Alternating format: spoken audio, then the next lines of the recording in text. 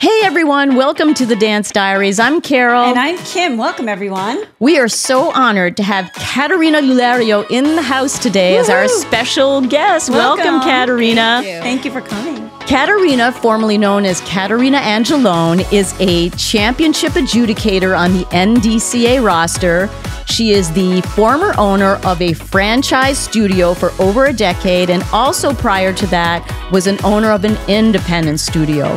And just to give you her accolades, I'm going to run this through to make sure that I get this properly. So, Kateryna, with all of her background, is a Fred Astaire Dance Studios Rising Star American Rhythm World Champion, both in 2010 and 2011.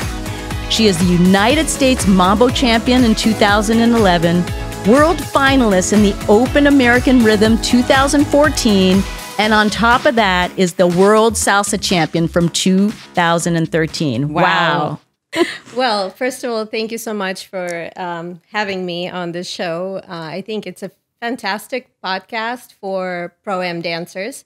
It's nice to see you speak openly about all the things that are kind of on everybody's mind. Yes, you know? yes.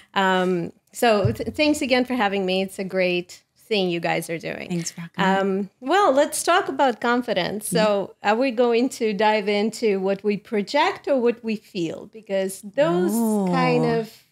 Interesting. I just had this conversation with someone yesterday, and he said to me, I remember I told you yesterday, out there, Kim, you are confident, you own everything. You're just confident in your skin, and you come into the dance studio and all of a sudden you kind of lose that confidence. Well, I think that when you're competing, it's how the great Michelle Obama said, fake it till you become it. Okay. Because dancing, a huge part of it is performance, right? We're not talking about social dancing when we're just having the best time, right? And just dancing and sweating and getting the frustrations out and hanging with friends. When you're competing or performing, it's a little bit of a different beast. And when you are on the dance floor, it's an act, right? You're acting. And one of the reasons why I fell in love with ballroom dancing in general is because there's so many different dances that are character dances that you can kind of live through. You know, you can do rumba and feel all romantic. You can do paso doble and get your frustration out. You can jive and have the best time, you know. So each dance kind of has that little spice to it that allows you to act. And when you do it from the young age, right? I'm sure that it's a lot easier than if you... Do you believe that? Yeah. I really do. I do. Because someone asked me, Kateryna, you know, what's my background and what did I do? Like, other than being a gymnast, and I've always loved dancing, I did not take any professional dancing till I was in my 40s, but I was an actress and a performer. So do you think that comes into play? I think that if you have any kind of artistic background, it certainly helps, because you do have some other skills that you can tap into and kind of convert it to suit the dancing a little bit more. But when we start something new as adults, it doesn't have to be just dance specifically. Anything new, we come in with the baggage. We come in with the ego. We come in with learned behaviors. Absolutely. And if you're really good at, let's say, what you do, you might be an attorney, or you might be a doctor, you might be like a phenomenal marketing specialist. And then you go and you try something that, you suck at, because it's maybe your first or second time, right? You suck. Let's not kid around. Nobody comes in and all of a sudden they're a superstar, right? Yeah. And it's very humbling, I will tell you, right? Very tough pill to swallow. And I think that it's a necessary thing for everyone to do. It keeps us humble. It keeps us human, and it also keeps our brains working. You know, we all know that. So I always encourage people at least every 5 years to take on a new challenge of some sort. Right. Just because it keeps you young and fresh and humble. But when it comes to performing, so a big part of it is definitely an act. You're putting on a show, and nobody really cares on how you feel inside. Because when That's you right. watch, I love it. It's I'm so sorry, yeah. it's- I just sometimes so it's true. straight up, no one cares about how you feel inside. it is true. Yeah. Yeah. Listen, I've danced competitions when I would. So a majority of my career came during the time when two of my daughters were very young, Right. and a lot of times they would come to competition with me. And I remember there was this one event when one of them was upstairs in the hotel room, pretty sick with fever, and we were debating whether or not we were going to go, and it was only 2 rounds. We found out it was just a semifinal and final, and we were like, okay, let's just do it. And I was literally running upstairs between the rounds. Nobody knew what I was dealing with, that I was nervous, that I had a kid who was not feeling well upstairs. So, it can be you have a stomach ache. It can be something happened at work. It can be so many different things. And in the end of the day, people who are watching you perform, they should not know. What they should know is that you're awesome, right? Yeah. Okay. Yes. Right. Even I've watched you over the years, different partners, and consistently though, the way you portray those dances, you really have an excellent way to do that. I think that you have to allow yourself the freedom of expression. I really live my life trying to be as free as I possibly can be. And we have so much stigma around us and so many kind of things that we need to take into consideration that will contain our behavior to a certain extent. And I was always trying to be as free as I could possibly be without, of course, offending anyone or ruining my career. Right. Yeah, sure. So when you perform, I think a lot of people get hung up on, especially pro-am. So the pros, they kind of come from the same place and we know what's going on and what we're trying to achieve. But when you're, let's say, as a amateur dancer dancing with your instructor, there are a different set of rules. There are.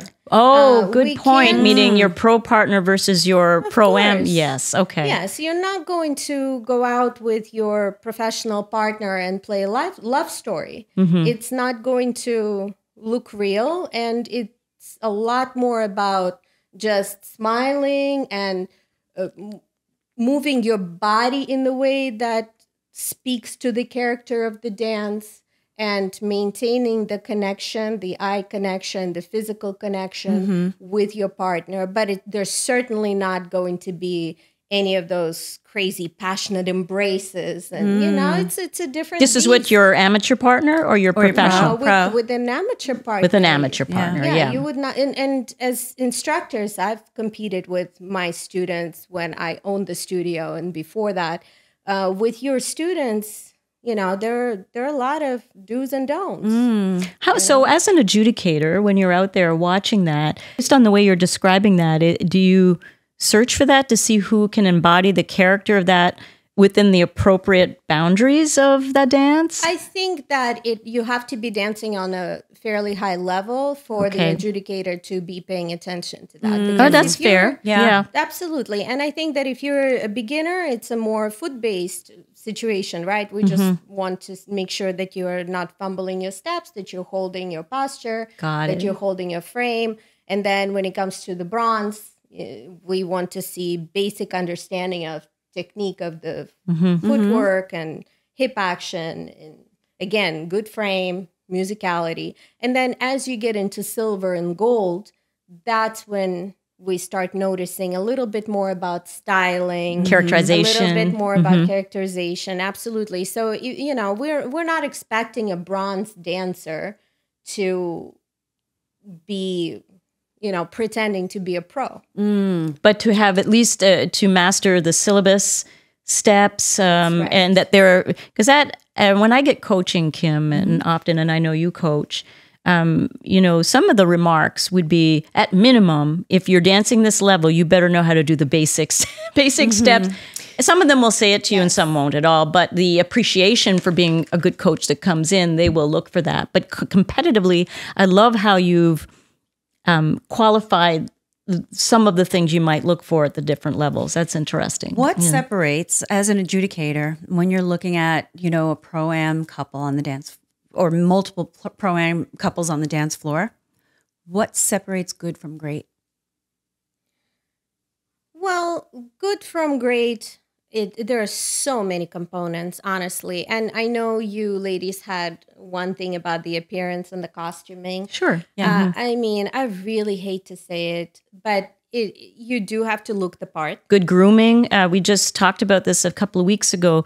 Grooming, image, look the part. But even as much as we don't realize, and we are repeating this, but even off the floor to coming on the floor, is there anything? Yes, if you're in the ballroom, you're seen. From the minute that you come into that ballroom, you're performing. Yeah, you're performing. But if we go back to the good to great, you mentioned grooming and all of that. What else is kind of an example there? So definitely connection with the partner, good lead and follow. It's very important, because a lot of times when, especially, of course, women get a little nervous, you hold your breath, your shoulders go up, and that immediately, just that action, and it's a physical response, you cannot possibly be connected to your partner. So the one advice that I have for everyone, before you step your foot on the dance floor and you're on deck area or whatever, you're just getting ready to dance,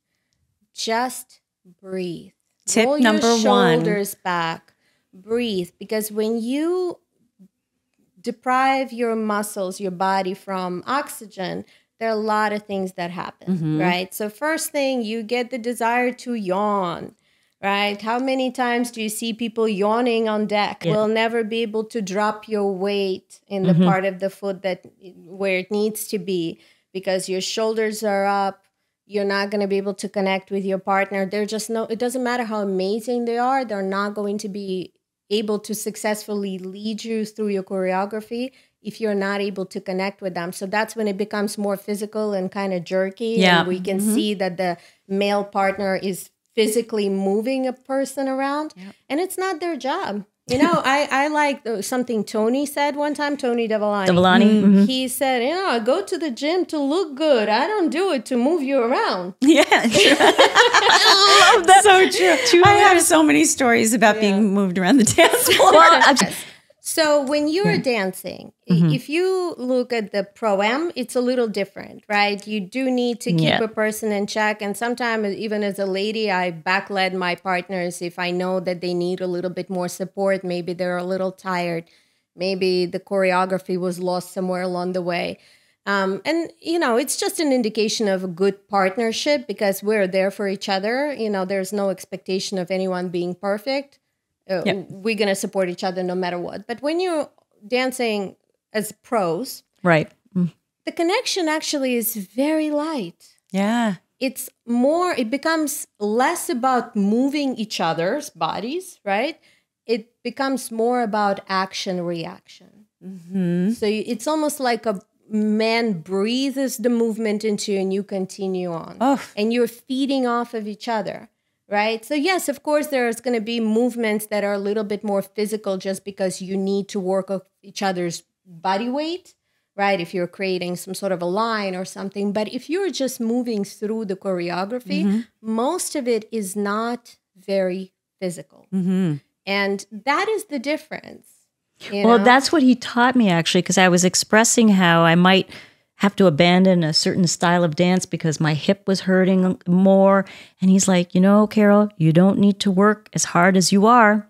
So let's work on how we make that easier and lighter and still arrive at the most beautiful movement that you need to get to without having it be so physically taxing on your body. Because in my head, I was telling her, because I'm a visual, I think you watch all these programs and the pros are dancing, you think, okay, this is how I have to arrive at that look. And I might be doing 3 steps longer back than I need to arrive at the movement, when he is saying, you just need a small step, but you need to be able to execute smarter, not harder. Right. And it's incredible, because early on, starting out as an amateur dancer, you're being told these same concepts, but they never really sink in until later on, until you're more experienced and you really understand what that means. Yes. It takes a long time. And listen, I'm a true believer that your choreography does not need to be very difficult in order to be effective. I love that also.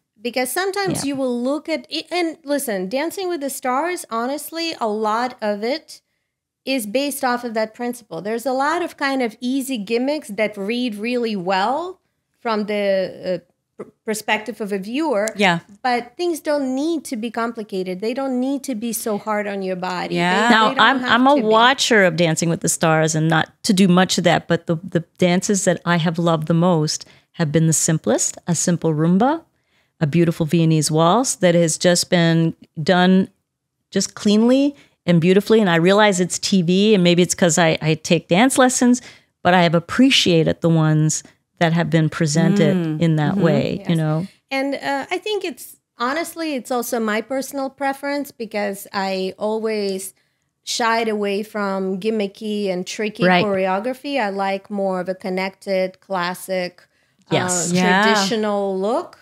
And one of my partners and I even did a show dance one time that was rumba mixed with cha-cha, and it was all bronze figures. Beautiful. Wow. We did not put anything complicated in there. It wasn't even our competition routine. We just took a bunch of syllabus steps and we made it into a routine. And my dress was a black practice dress, and oh wow, it was very simple, and it was so effective, I imagine. It was very effective, and that's when you see the quality as well, because you're not hiding behind the cheap tricks. What other tips on the dance floor might we consider as pro-ams that would, elevate our dancing and, make a difference? Well, I think that the confidence is a big thing, and you have to think about being intentional. I think that anytime that you know exactly, when you vocalize or write things out or just really clearly outline what it is that you're trying to achieve, it takes half of the anxiety away. The anxiety comes from unknown. Right? So make as much of it known, as much of it prepared. There's always going to be an element of something that you can't control or predict, right? And that also brings a little bit like excitement. Yes. Which is great. Yeah. But the more known, the more planning, the more intentional you are about your performance, the easier it will be to let go and focus on the performance value. A big part of Pro-Am is to have a good time and to set short-term goals that can be achieved. Now, I can never stress enough when you're going, because you guys all know you have your own ladies, your own competitive dancers in your own respectful categories that you're kind of always going against. Yes. Right? Yeah. I think that the one thing your mind and your psyche will appreciate you is if you really try to stop worrying about it. Because another big thing that I learned throughout my career is that you never know what people are going through. And that is true on the dance floor. Yes. You know, you don't know if somebody's coming out from the injury. You don't know if somebody just went to some dance retreat and danced for 2 weeks for 10 hours a day with the best coaches. You don't know if, they just changed all of their routines and it's fresh and it's new and it's their first time out. Yep. So sometimes you will go and you will beat that couple that always beats you and you're like, yeah, rejoice. In the meantime, maybe she had a surgery 6 weeks ago. Got it. Yeah. Right. So, a win is a win. Yeah. We should all be happy when we win. Yes. But at the same time, we always have to keep that competitive camaraderie and be friendly with all of our opponents and not worry too much about that little fluctuation here and there. Yeah. Generally, I'm sure, I don't know how you feel, Kim, when we go out there, but I don't see people. Like once I hit the deck, I see them all in line. But when I'm on the floor, I lose sight of who is out there. I can't even see what people are competing. You hear me.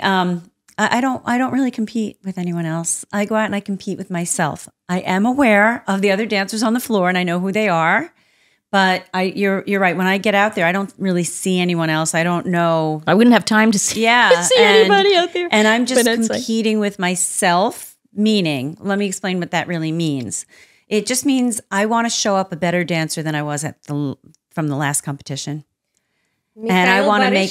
said that. I don't try to dance better than anyone else. I'm only trying to dance better than myself yesterday.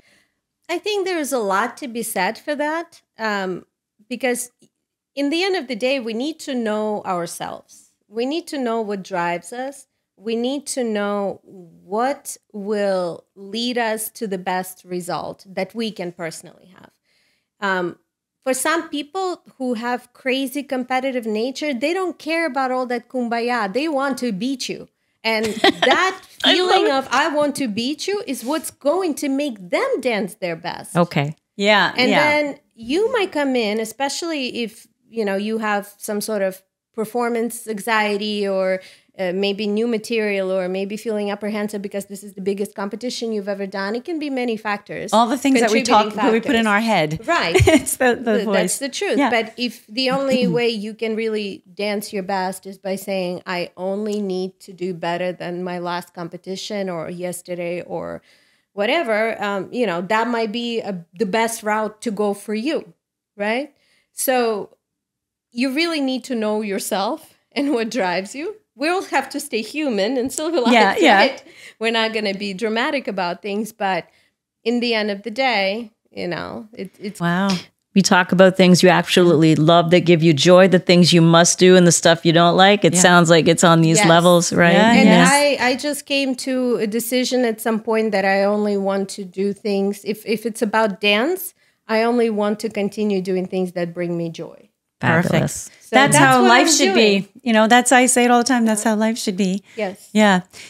Last question. What is the number one thing or number one tip that you can give an amateur, competitor? Just the top. You gave a few, but what is the most important tip that you can give?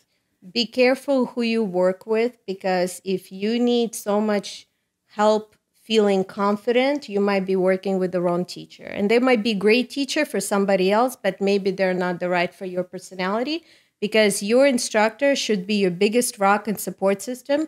And just by looking at their face during competition should put calmness. I love that. into your soul. Okay? And breathe. Those are my two top ones. Love it. Thank you. Yeah. Kateryna, we are so honored that you have been on our Dance Diaries today.